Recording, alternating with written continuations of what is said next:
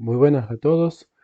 Bueno, voy a resolver este circuito que están viendo ahora en pantalla, que el enunciado dice si los diodos D1 y D2 son diodos LED que consideramos ideales, que tienen una caída de tensión de LED de 2 voltios y el punto de trabajo para que funcionen correctamente es una corriente de 20 miliamperes.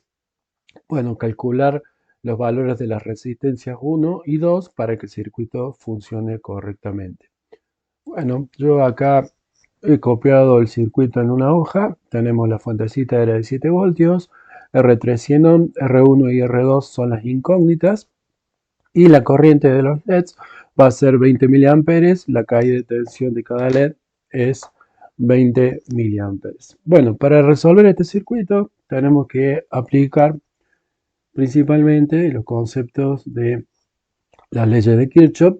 Por un lado tenemos que por acá, por R1, va a circular la corriente que pasa por la resistencia 1, que corresponde a la corriente del LED 1. Por acá va a circular la corriente que pasa por la resistencia 2 y que corresponde a la corriente que también pasa por el diodo LED 2. Y en ambos casos, esta corriente va a ser igual a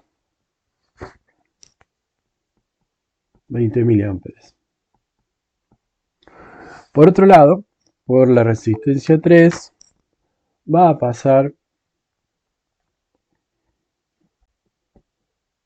la corriente 3 y como acá tenemos un nodo, por ejemplo lo llamo el nodo A, sabemos que la sumatoria de las corrientes en el nodo A va a ser igual a 0, es decir, las corrientes que ingresan menos las corrientes que egresan van a ser igual a 0. Por lo tanto, la sumatoria de las corrientes en el nodo A igual a 0 y esto significa que la corriente 3, como ingresa al nodo, la tomo como positiva, menos la corriente 1, menos la corriente 2, igual a 0. De acá podemos despejar que la corriente 3 es igual a la corriente 1 más la corriente 2.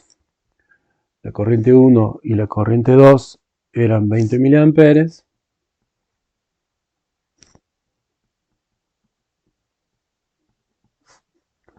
Esto da igual 40 miliamperes. Entonces ya sabemos que por la resistencia 3 va a circular la corriente 3 que tiene 40 miliamperes. Sabiendo ya cuánto es la corriente acá, puedo calcular cuánto vale la caída de tensión que tenemos acá en la resistencia 3. Puedo calcular cuánto es la caída de tensión aplicando la ley de Ohm. La caída de tensión en la resistencia 3 es igual a la corriente que circula por la resistencia 3 por el valor de la resistencia 3. Tenemos 40 miliamperes por la resistencia 3, que son 100 ohm. Y bueno, si hacemos ese cálculo, 40 miliamperes, 0,04 por 100 ohm, me da que la caída de tensión en la resistencia 3 son 4 voltios. Muy bien. Ahora voy a aplicar el concepto de mallas de Kirchhoff. Acá tenemos, en este circuito, es un circuito con dos mallas. Tenemos una malla que es esta que está aquí, este es camino cerrado, sale la corriente de la fuente, pasa por R3 y retorna a través de R1 y el LED 1 retorna hacia la fuentecita y tenemos el otro camino que es el que pasa por la resistencia 2. Voy a plantear ahora la sumatoria de las tensiones en esta malla, la llamo la malla 1, en la malla 1, la sumatoria de las tensiones de esa malla igual a 0. Las tensiones que están haciendo fuerza para empujar corriente del mismo sentido van a ser positivas y las tensiones que se oponen a la circulación de corriente van a ser negativas. Acá el diodo LED se comporta como si fuera una fuentecita de 2 voltios donde la tensión positiva, el ánodo, está al lado de arriba y la tensión es 2 voltios. Entonces la sumatoria de las tensiones en la malla igual a 0, va a ser la tensión de la fuente, es positiva porque empuja la corriente para este lado. Después tenemos la caída de tensión en la resistencia 3, es una caída de tensión, entonces va a ser negativa.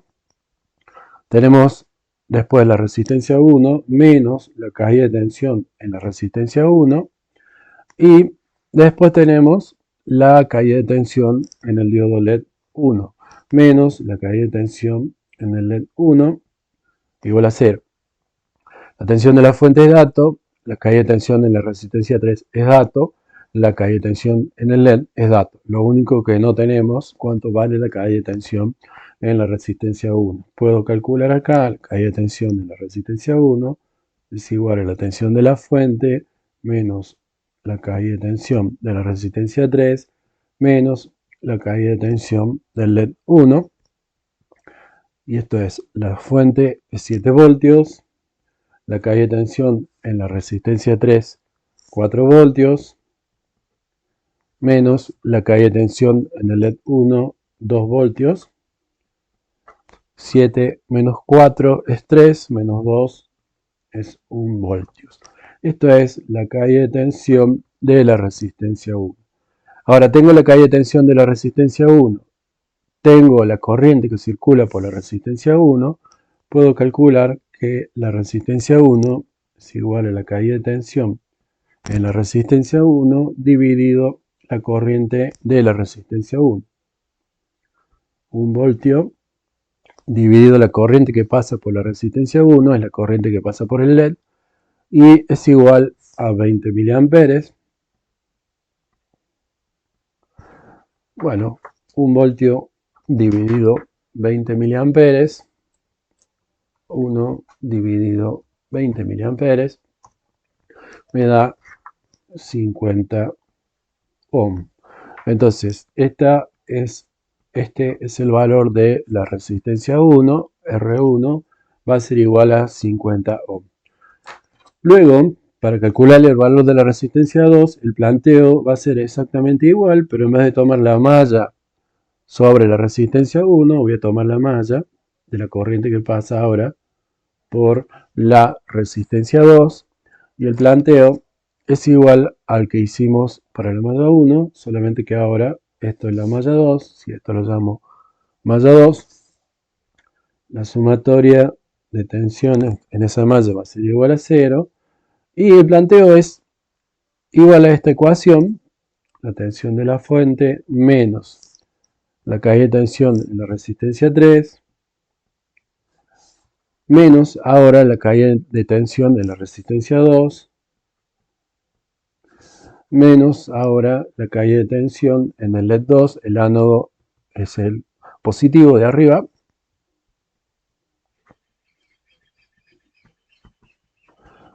Finalmente, de acá puedo despejar que la caída de tensión de la resistencia 2 es igual a la tensión de la fuente menos la tensión de la resistencia 3 menos la caída de tensión en el LED 2.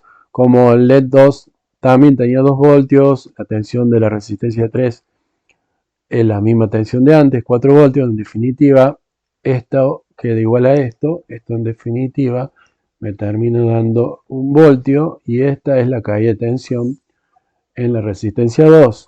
La corriente de la resistencia 2 también era 20 miliamperes, por lo tanto la resistencia 2 es igual a la caída de tensión de la resistencia 2 dividido la resistencia 2 y esto es 1 voltio sobre 20 miliamperes que también me da 50 ohm y esto es el valor de la resistencia 2 que hace que este circuito funcione.